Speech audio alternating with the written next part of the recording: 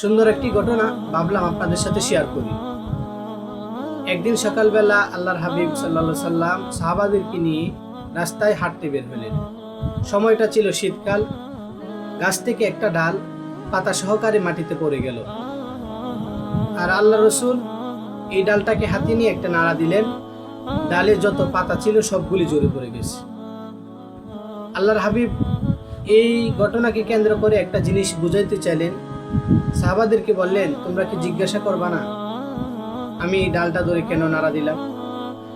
সাহাবারা বললেন, আল্লাহ এবং আল্লাহর হাবিব ভালো জানেন।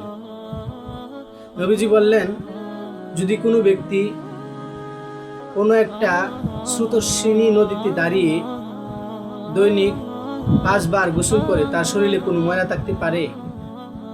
সাহাবারা বললেন, না, কখনোই ময়লা থাকতে পারে না। আল্লাহর হাবিব বললেন, যদি কোনো ব্যক্তি দৈনিক 5 বার 5 ওয়াক্ত নামাজের আগে ওযু করে তার শরীরে কোনো গুনাহ থাকতে পারে না, আর 5 বার ওযু করার কারণে তার শরীর থেকে এইভাবে গুনাহগুলি ঝরে পড়ে যায়। সুবহানাল্লাহ। এই আমলটা সর্বোচ্চ শেয়ার করে দেন, যেন সবাই জানতে পারে এবং সবাই পালন করতে পারে এবং আল্লাহর হুকুম মানতে পারে, 5 ওয়াক্ত নামাজ পড়তে পারে। ইনশাআল্লাহ আপনি উপকৃত হবেন, আমি উপকৃত হব। আপনার একটা শেয়ারের কারণে হয়তো লক্ষ লক্ষ মানুষ দেখতে পারবে। ভাই, সাধারণ এই কাজটা দিনের জন্য, দিনের স্বার্থে করে দেন। আল্লাহ তাআলা আপনাকে উত্তম জাযা দান করবেন।